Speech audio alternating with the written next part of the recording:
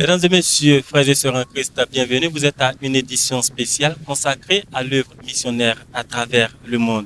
Regard de missionnaire sur l'évangélisation dans le monde, c'est autour de ce thème que vont s'articuler les échanges au cours de cette émission. Nos invités viennent d'horizons divers à travers le monde. Ils sont le pasteur Chad Van Diver. Il est le président du réseau Cross Creek. Bonjour, pasteur. Bonjour. Merci d'avoir accepté de venir sur notre plateau. Merci pour le privilège. Nous avons également sur notre droite le pasteur Douglas John, également des États-Unis. Il est également membre du réseau Cross Creek. Bonjour, pasteur. Bonjour. Je rappelle pour vous que le pasteur John Douglas sera traduit pour nous sur ce plateau par les pasteurs présents, le pasteur Chad Van Diver, mais également le troisième invité, qui lui nous vient du Burkina Faso, c'est le révérend Yé Henry. Il est le président de la Fédération des Églises et Missions évangéliques du Burkina Faso. Bonjour, oui, révérend. Bonjour. Merci d'être également sur ce plateau.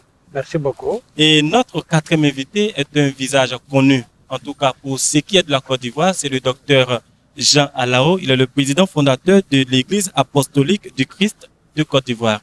Bonjour, docteur. Merci également d'être sur ce plateau. Nos invités sont membres d'un réseau, le réseau Cross Creek. C'est un réseau mondial d'implantation d'églises dans toutes les contrées du monde, relativement à la mission, bien sûr, donnée par Jésus-Christ à l'ensemble des croyants.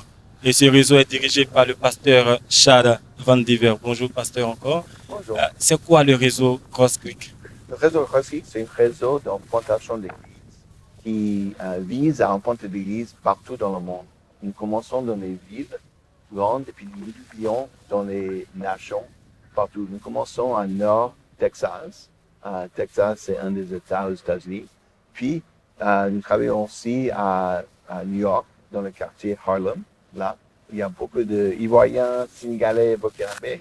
Et on travaille au Canada, en Espagne, dans divers pays en Afrique et aussi en Israël maintenant. Alors, depuis combien d'années existe ce réseau? 2 ans. Ça existe depuis 2 ans, depuis 2019. D'accord. Merci, pasteur. On va revenir à vous. On va prendre le soin de dire encore la bienvenue au pasteur John Douglas. Welcome to Pastor John Douglas. Thank you very much. Very honored Alors, to be here. pasteur, vous découvrez l'Afrique pour la première fois? Donc j'ai déjà été en Zambie, mais c'est ma première fois de venir ici. Alors, quelles sont vos premières impressions quand vous voyez la Côte d'Ivoire, vous voyez l'état de l'Église en Côte d'Ivoire? I was really excited about it. Voilà, You j'étais know, beaucoup dans la joie de découvrir l'église ici et de voir vraiment comment l'église a ses racines ici en Côte d'Ivoire. Alors, nous revenons à vous, pasteur Chad, pour parler des activités de Cross Creek en Côte d'Ivoire. Quelles sont les activités que mène votre réseau en Côte d'Ivoire? Absolument. Nous cherchons des implanteurs d'églises qui visent la multiplication. Une chose qui est très importante pour nous comme réseau, c'est la formation des disciples. Nous croyons que la formation des disciples est très importante pour l'implantation de l'église. Nous visons la multiplication des disciples qui multiplient les églises. Donc nous cherchons des implanteurs qui veulent implanter ce que moi j'appelle des centres de multiplication. Donc ils implantent des églises jusqu'à ce que Jésus revienne. Merci. Ouais. Dans l'accomplissement des activités que vous menez en Côte d'Ivoire, vous avez pour point focal l'un des anciens serviteurs de Dieu en Côte d'Ivoire, en l'occurrence le docteur Jean Alao. Alors nous allons arracher quelques mots au docteur Jean Alao. Docteur, il s'agit de faire des disciples pour l'implantation d'églises en Côte d'Ivoire. Cela rentre bien dans le cadre de votre mission, la mission que vous menez depuis quelques décennies. Oui. Moi, j'enseigne que la mission, c'est ce qui fait battre le cœur de Dieu. La mission, c'est ce qui fait battre le cœur de Dieu. Et la mission, c'est l'essentiel, puisque c'est la dernière volonté de notre Seigneur Jésus avant qu'il ne parte. Il a commencé l'œuvre et c'est à nous de la continuer, de la propager et partout. Et un chrétien normal, né de nouveau, doit avoir cette conscience missionnaire. Ça, c'est clair. Et moi, on me connaît beaucoup pour être un formateur, mais on ne sait pas que moi, je suis un missionnaire, un implanteur d'église. Alors, vous avez donc accueilli avec beaucoup de joie l'arrivée du réseau CrossClick en Côte d'Ivoire. Tous ceux qui travaillent dans la mission, dans l'implantation, eh bien, sont mes amis automatiques. Mes frères, automatiquement, mes collaborateurs. Vous avez déjà réfléchi à des activités que vous allez mener ensemble? Oui, bon, ils viennent d'arriver. Et il faut qu'on apprenne à bien se connaître d'abord. Et puis, c'est la première fois que moi je le vois, même s'il est venu en Côte d'Ivoire très jeune, il n'est pas né en Côte d'Ivoire, d'après ce qu'il a dit. Mais j'ai connu, pas son père directement, mais j'ai connu un des collègues de son père, pasteur Kingston, quand ils sont arrivés en Côte d'Ivoire s'installer. Nous sommes fait partie des premiers qui les avons contactés parce qu'à l'époque, ils étaient secrétaires généraux de la FECI. Et c'est moi qui les ai un peu aidés à intégrer la FECI. Merci. Notre quatrième interlocuteur nous vient du Burkina Faso, c'est le révérend Yé Henry, qui est le président des églises et missions évangéliques du Burkina Faso. Alors, révérend, vous dirigez les églises et missions évangéliques du Burkina Faso. Alors pour vous, un réseau comme Réseau CrossClick, c'est une bonne nouvelle? Tout à fait. Alors il faut dire que en tant que président de la Fédération des églises et missions évangéliques du Burkina Faso, notre souci c'est de faire en sorte que nous puissions avoir une église évangélique dans chaque ville, dans chaque village du Burkina Faso. Alors CrossClick justement a cette même vision que nous, de telle sorte que ça nous donne beaucoup de joie de les accueillir pour que nous puissions voir comment nous allons travailler ensemble à réaliser donc notre objectif. Donc le réseau s'installe également au Burkina Faso? Tout à fait, le réseau s'installe au Burkina Faso et le réseau va en tout cas permettre au Burkina Faso de pouvoir travailler de manière à ce que nous puissions d'ici quelques années vraiment arriver à mettre une église évangélique dans chaque ville et dans chaque village du Burkina Faso. Merci révérend. Alors je vais vous poser une question qui s'adresse à vous tous. Est-ce qu'aujourd'hui le réseautage est indispensable pour répandre l'évangile à travers le monde? Le réseautage? Oui. Se mettre en réseau, est-ce qu'aujourd'hui c'est indispensable pour pouvoir répandre l'évangile à travers le monde?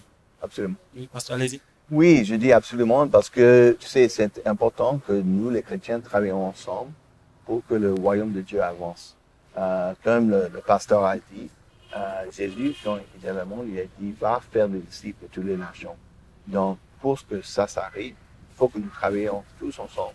Donc, le réseautage permet pour nous de travailler tous ensemble partout dans le monde. C'est impossible pour une personne de connaître tout le contexte, toutes les communautés, ce qu'il faut connaître pour implanter dans tous les pays dans le monde. Donc, le réseautage est très important pour ça. Et puis, il faut aussi dire que le réseautage prévient la division.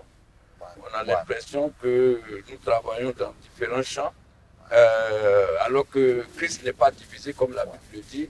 Nous ne devrons pas être divisés, nous devons travailler dans l'unité et le réseautage permet cela. Alors, il faut dire que le réseautage permet de travailler en équipe, même si on ne se trouve pas forcément dans le même pays. Ça permet de suivre le travail. Et vous savez que le travail d'implantation d'église, il y a nécessité de suivre le travail qui se fait sur le terrain. Et avec le réseautage, il y a donc le suivi et le travail également se fait dans un partenariat. Well, you know, I think any time that we're working for the Lord, we have an opportunity, you know, in unity. And that's something that we really strive for. C'est une très bonne chose de pouvoir travailler ensemble et traduire ainsi l'unité du corps de Christ. Et toutes les fois que nous avons cette opportunité et cette occasion de travailler ensemble, c'est une très bonne chose et ça va participer justement à faire avancer le corps de Christ un peu partout comme nous le souhaitons. Merci bien, pasteur Douglas. Alors, révérend Yé, est-ce que dans le contexte africain, le réseau peut marcher? De nos jours, il faut dire que dans chaque pays, un peu partout, même jusque dans les campagnes, il y a aujourd'hui la possibilité, Internet est arrivé partout, ce qui fait qu'il y a la possibilité de se connecter et par conséquent de travailler en réseau. Donc c'est donc possible en Afrique. C'est possible partout en Afrique. Merci. Alors, Pasteur Chad, c'était juste une transition pour en venir à vous. Je sais que vous avez passé une partie de votre enfance en Afrique. Donc, vous êtes fils de pasteur américain d'origine, mais c'est en Côte d'Ivoire, dans votre enfance, que vous faites véritablement la rencontre avec Jésus-Christ. C'est ça, absolument. C'était à cause des pasteurs comme Dion Robert qui vraiment m'a montré ce que c'est de suivre Jésus. Alors, vous êtes parti de la Côte d'Ivoire en 1983. Si nos informations sont bonnes, vous revenez en 2021. Ouais. Quel est le regard sur l'œuvre missionnaire en Côte d'Ivoire? Est-ce qu'aujourd'hui, vous pouvez vous dire satisfait de ce que Jésus-Christ est implanté en Côte d'Ivoire? Absolument. C'est incroyable de voir la multiplication qui s'est passée, vraiment la transformation des vies. Et j'adore voir ce que Jésus a fait ici. Et je pense que c'est partout dans le monde. Jésus utilise les hommes pour avancer sa royaume. Et il a pas besoin des hommes pour faire ça, mais il choisit d'utiliser les hommes pour faire ça. Donc c'est vraiment, je suis vraiment content. C'est un rêve pour moi de revenir après 38 ans. Donc c'est vraiment une bénédiction de voir tout ce que le Seigneur a fait ici. Merci. 38 ans après son départ de la Côte d'Ivoire, le pasteur Chad revient à la tête d'un réseau d'implantation d'églises. Pendant ce temps, l'église protestante baptiste Œuvre et Mission, elle, a eu le temps de grandir et de s'étendre à travers le monde. Alors, cela interroge aussi l'extension de l'évangile à travers le monde. Quel est aujourd'hui votre regard sur l'expansion de l'évangile dans notre monde actuel, chers parents spirituels? Que pensez-vous de l'état d'évangélisation du monde? Tout à l'heure, on a vu là, je ne sais pas si c'est dans le rôle, comment ça s'appelle, l'état de la mission de l'église protestante baptiste Œuvre et Mission dans le monde. Et mais c'est étonnant. Et moi, je me suis dit, donc ça, c'est parti d'Afrique. On est parti de l'Afrique, d'Abidjan, pour atteindre le monde. J'ai vu la Russie, etc., l'Amérique et tout ça. Bon, alors que on a toujours dit que le christianisme l'évangile là-bas, c'est étranger à nous, c'est une religion qui est étrangère à l'Afrique, etc. Bon, d'abord, c'est pour ceux qui ignorent ce que c'est que le christianisme et son origine. Mais deuxièmement, ce que je veux montrer aux gens, est que de l'Afrique, là, on peut partir aussi dans le monde. Jésus a dit, vous serez mes témoins à Jérusalem, dans la Judée, jusqu'aux extrémités de la terre. Notre Jérusalem à nous, c'est là où nous sommes. Donc à partir de là où nous sommes, nous pouvons faire la mission et atteindre le monde. Merci. Donc vraiment, c'est impressionnant ce que le Seigneur a fait dans la main de son serviteur. C'est impressionnant. Et nous, c'est un exemple à suivre. Si on en a les moyens, c'est-à-dire les moyens spirituels sont là, mais vous savez, nous sommes dans le monde, il y a aussi la logistique et les moyens financiers. Et je crois que c'est ce qu'il faut, justement pour travailler en partenariat dans un réseau, pour que les deux mains, comme on le dit, se lavent. Voilà. Alors, Pasteur Douglas? Aujourd'hui, il y a vraiment une grande opportunité pour que l'évangile soit répandu dans le monde entier. Et puisque c'est un ordre que notre Seigneur Jésus nous a donné, alors je crois fermement qu'il faut que nous puissions obéir à cet ordre-là et faire en sorte que l'évangile puisse aller partout dans le monde. Alors pour vous, qu'est-ce qui a favorisé l'expansion de l'évangile dans le monde? Il faut dire qu'aujourd'hui, avec les canaux de communication que nous avons, alors l'évangile peut être proclamé dans le monde entier.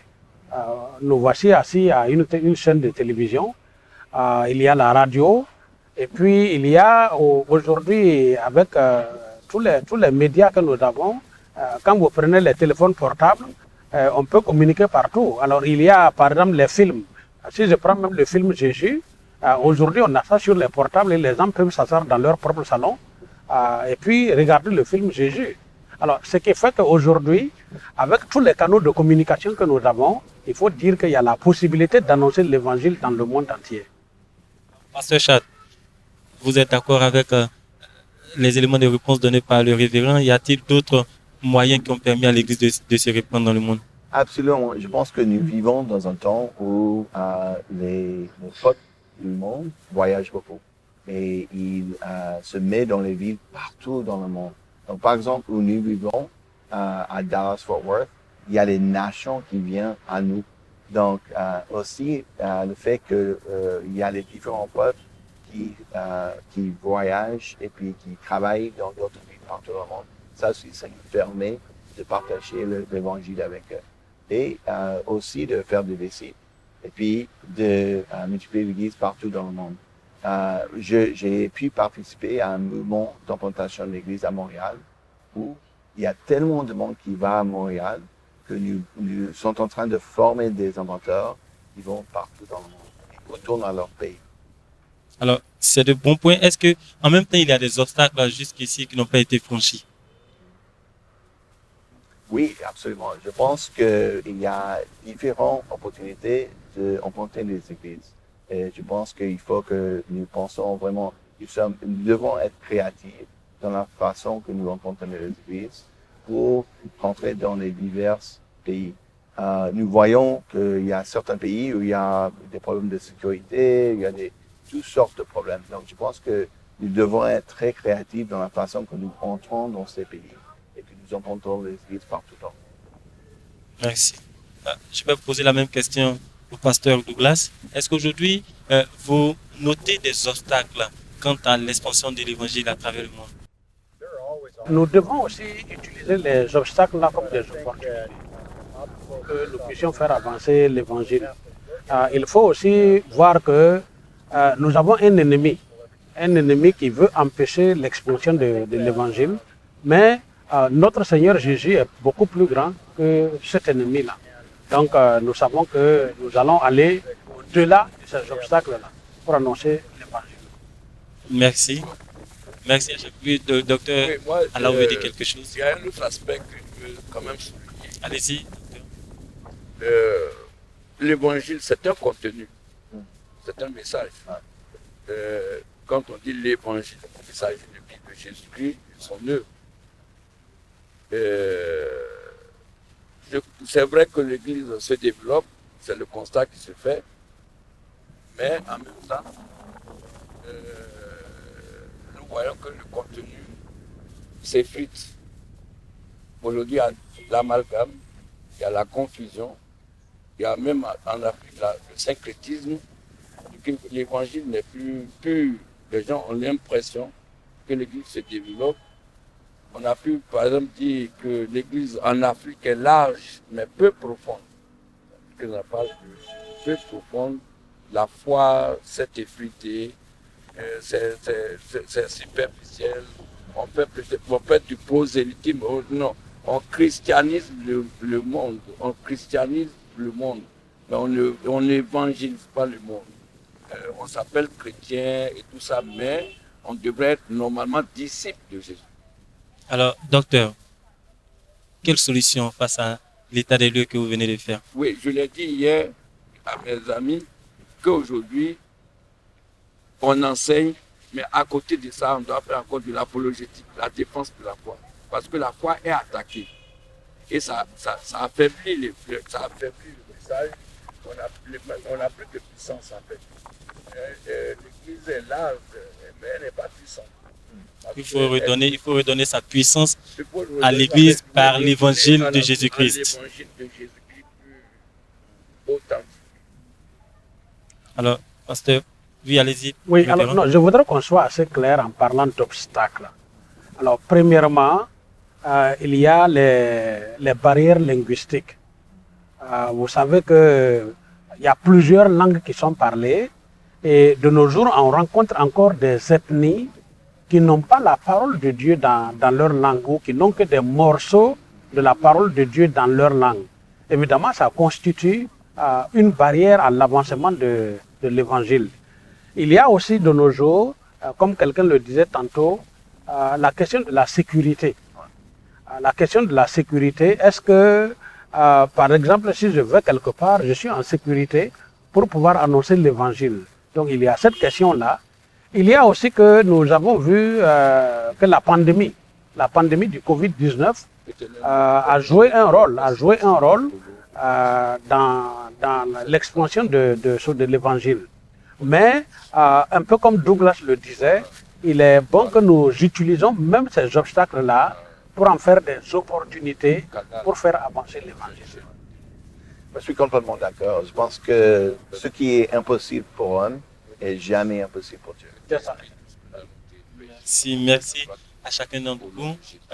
Le temps qui nous est imparti va toucher à sa fin. Comme on dit en télévision, c'est long quand on n'a pas encore commencé. Mais une fois dans les débats, surtout quand ça concerne Jésus-Christ, on a l'impression que le temps passe tellement vite. Nous sommes quand même à la fin.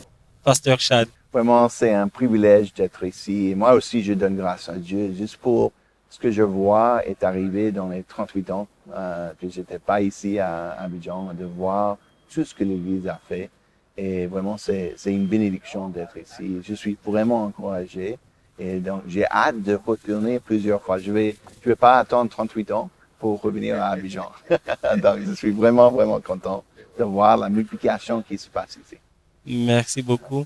Merci également à vous qui nous avez suivis pendant ce temps d'antenne. Nous étions avec des invités qui nous viennent des États-Unis pour le pasteur Chad Van Diver, mais également le pasteur Douglas John qui nous venait également des États-Unis. Nous étions également sur ce plateau avec le docteur Jean Alao qui lui est le président fondateur de l'Église apostolique du Christ en Côte d'Ivoire et également notre père le révérend Yé Henry qui est le leader, le président des églises et missions évangéliques du Burkina Faso. Avec tous ces éminents hommes de Dieu, nous avons parlé de l'état de l'œuvre missionnaire à travers le monde.